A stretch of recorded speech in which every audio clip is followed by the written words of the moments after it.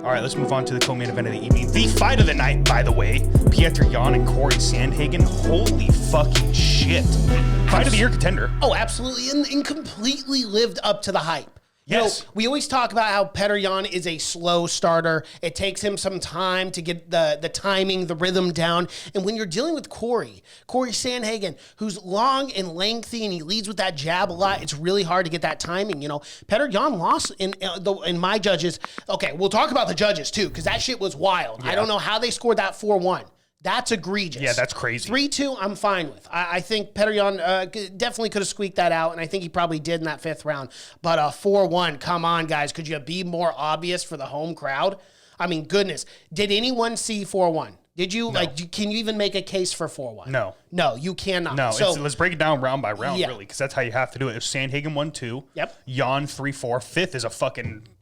5th was real tough. It was close. I'm okay. That was the closest round. But I was also okay with Petr winning that fight. I thought he won the 5th. Yeah. Because I was saying, you guys were saying, I think Sandhagen took it, but just barely. And I was like, I don't know. Jan was marching him down and landing big shots.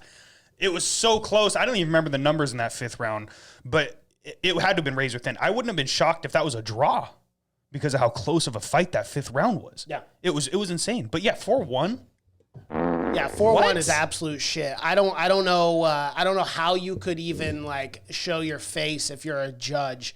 That's just disgusting. Doesn't make sense. But you know what? I don't want to take away from this fight because it was a phenomenal fight. Those first 2 rounds, Cory Sandhagen completely outclassing Jan on the feet. Absolutely. I mean, just looked really good. And I was like, wow, Cory's got a lot of momentum here at the end of that round, 2nd round. I was like, he could really take over this fight. He wins one more round, and it's a wrap, Jack. Like, and that's what I'm thinking watching this live. I go, Petr he's got to start. He's got to start figuring out this timing. He's got to work inside. He's got to pressure Cory more. And as you said on the broadcast when we were doing the fight companion, Petr he's got to make it a dogfight, man. He's got to get in there, and he's got to just get dirty with him. And that's exactly what he did. Exactly what he did.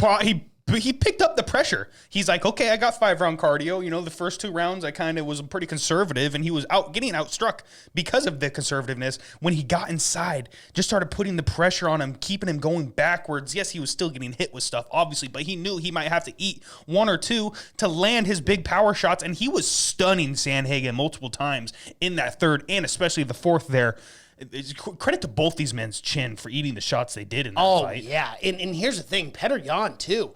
The spinning back fists. Yes. He landed a few of those. And Cory took him. He wobbled him one time and actually dropped him. Yeah. But a testament to both these guys because they're so incredibly tough, man. I mean, they both landed huge shots on each other, kept marching forward, kept getting to business. Absolutely love this fight. This has got to be a contender for fight of the year. I really enjoyed it. And especially an interim belt.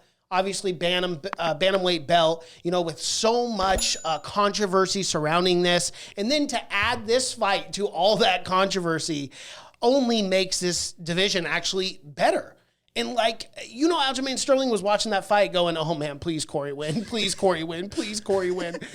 Because, you know, like he got the fluke win in the first round, submitted Cory. But like, you know, that's what he was thinking. And when he saw Petr come on strong in the 3rd, 4th, and 5th, I can only imagine what neck. Sterling was thinking. My neck, it hurts. You know what? I might need another more 6 months. surgery. Yeah, he goes, you know what? I'll just take my time with this belt. Yeah, that was the real title fight, man. I'm just going to fucking say it. That was the real undisputed bantamweight championship of the world. I don't know what else to call it. That's what that was. Like, those were the 2 best bantamweights in the world fighting each other at that moment in that octagon. That was a bigger fight than Aljamain Sterling, Petr 2. I was a more hype fight. That was the one I was excited for. That was the real championship, interim belt aside. That's the real champion right there. It's Petr. Absolutely. And I'm not looking forward to this rematch with Aljamain Sterling. I'm just going to say it. I think Jan's going to piece him up again. I don't see Aljamain Sterling evolving his striking to the level to be able to be competitive with Jan at this moment, especially if he isn't training as much as he possibly should be, coming off of neck injuries and surgeries and all this. Very interesting talking points going into that fight. Yes. When does this fight get made? Okay, so when does it get made? And then what do we do in this bantamweight division now, right? Because we have the champ, Petr. And yes, whatever. They're going to make this fight with Aljamain Sterling. I do think after 5 rounds, I think Petr got to take a little time. I'm not talking that was a 6 war. to 8 months, but at least a few months At least 3 or 4. recuperate. And then obviously Aljamain Sterling, we don't know his condition, how much more time he's going to need until he's ready to fight. But if I had my best guess, I would say anywhere between April and June is where I really think we're probably going to get that title fight. Early summer I think would probably be the best bet. Late spring, early summer. That's a great prediction there. But here's the thing. Let's talk, because we already know that fight's kind of set. Well, it is absolutely set in stone. You got to quote unquote unify the belts, but I think we know who the champ is there. But here's the thing. What do we do in this bantamweight division? One of the best divisions right now in the UFC. One of my favorite, if not my favorite. I love this division. There are killers all the way down this list here. So Cory Sandhagen losing a razor-thin decision. I mean, I know the judges had it 4-1, but yada, yada, yada. Go fuck yourself. What do we do with Cory Sandhagen? Obviously, we have TJ Dillashaw in the wings, who just came off that decision win against Cory Sandhagen as well. You also have Rob Font, I believe, fighting Jose Aldo. Is that still confirmed? That is confirmed. That's after Vieira Tate, I believe. Yeah. So that fight's confirmed. We also have Merab Dvalishvili in the wings here at number 6. Fuck. What happens though? I mean, I brought it up on the broadcast when we were doing the fight companion. You're like, no, dude, I don't want to see that again. They shouldn't have to do that again. But I'm kind of almost like, well, number 1 contender, who else are you going to give these to? Do you do a Dillashaw-Sandhagen rematch because that fight was so close for the number 1 contender? Or is the new number 1 contender the winner of the Rob Font-Jose Aldo? That's a great question. If Jose Aldo beats Rob Font, I don't know, especially if Jan's still the champ. If Jan beats Sterling and then Jose Aldo wins that fight, I don't see them remaking that fight. I completely agree with you. You know what I'm saying? I think they'd rather go a different direction with that. Maybe a TJ Dillashaw. I think TJ Dillashaw is the next guy. I think after this Sterling-Jan fight, I don't see them doing. I mean, I'm not saying I don't want to see Sandhagen, TJ Dillashaw too. I do. That's a fantastic matchup. Yeah. I think they're going to fight at least 3 or 4 times. Who knows? But I would rather, not that I would rather, I know what's going to happen. TJ is not taking a fight.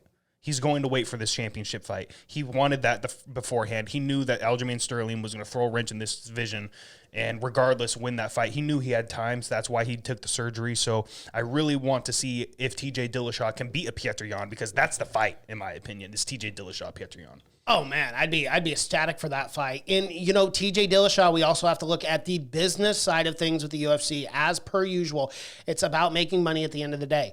Who is the biggest draw in the bantamweight division? It's a name recognition, and that's TJ Dillashaw, especially after all the controversy, especially him coming back, having a great fight with Cory Sandhagen. I do believe that makes a lot of sense. Yep. And it's a very marketable fight for the winner of this Aljamain Sterling Petr Yan.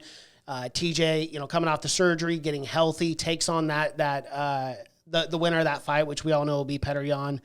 So yeah, man, I don't know. I don't really know what we do. If Rob Font, I think, goes out there and has a very impressive win against Jose Aldo, I think he does have a case. He has a case for a number 1 contender fight, if not another title shot afterwards. It's just maybe you do a TJ Dillashaw, Rob Font, or even if TJ wants to fight, I just don't see it happening. I don't think he's going to. But if TJ does go, okay, I'll fight one more time, then you do Aldo Font, the winner of that. Or you do, shout out to Reaver in the chat. Yep, Cory could fight the winner of Aldo Font, which I also love that matchup as well. And that's actually the route that I think the UFC will go. Let's look at the courts over this year. Obviously, let's just say this fight happens in April. Aljamain Sterling, Petr Yan, April. Petr Yan wins. TJ Dillashaw takes on the next title shot. Okay? So at this point, Rob Font, if he were to go out there and beat Jose Aldo, Cory Sandhagen, Rob Font for the number 1 contender in that division, right? And then whoever's the winner of TJ Dillashaw, Petr Yan will take on either a Rob Font or Cory Sandhagen. I think that's how it shakes out this year. I think that's what we're looking at. I feel bad for Merab Dvalishvili, but when his teammate loses in April to Petr Yan, it'll open the door for him, and maybe he can get a good fight. Here's how, if I was Dana White and I was Sean Shelby McMahon, this is what I would do. I already know what you're going to say, bro. Cory Sandhagen versus Merab Dvalishvili for a number 1 contender fight. Let's just say that, Jose Aldo's they love Jose Aldo in the UFC. They love themselves. So regardless, whoever wins that fight's probably going to be a number 1 contender and maybe be right in line behind TJ Dillashaw or might fight TJ Dillashaw. So let's just take them off the table. Cory Sandhagen, Merab Dvalishvili. Oh my That's just blowing my mind right there. That's what I want to see. That's what I want to see. I would absolutely love that because he has to be in the mix. Merab has to be in the mix. Who's he going to fight otherwise? I mean, Merab's not going to fight fucking Frankie Edgar or Dominic Cruz or something like that. It has to be a Rob Font, Tuesday, although Cory Sandhagen. It has to be a top 5 matchup. Yeah. It has to. Yeah, it has to. And he's a guy who definitely deserves it. But that's how good this division is. I mean, they're all killers. It's ridiculous. I mean, you look at this list, you're just like, this isn't real life. Like, any one of these guys could be holding the belt, even all the way down to Dominic Cruz, former bantamweight champion. Yeah. You know, I mean, goodness gracious. Like, it's ridiculous. It's so stacked. I love it. But yeah, absolutely. Let's move on to Church Coin picks. So I took Jan. I thought he was just going to have the better boxing, and I was sweating bullets there for the first 2 rounds. I'm not going to lie. Put 2,500 Church Coin on, and it gave me a nice return of 1,042 Church Coin. Hey, there you go. Yeah, I put 5,000 Church Coin on Cory Sandhagen.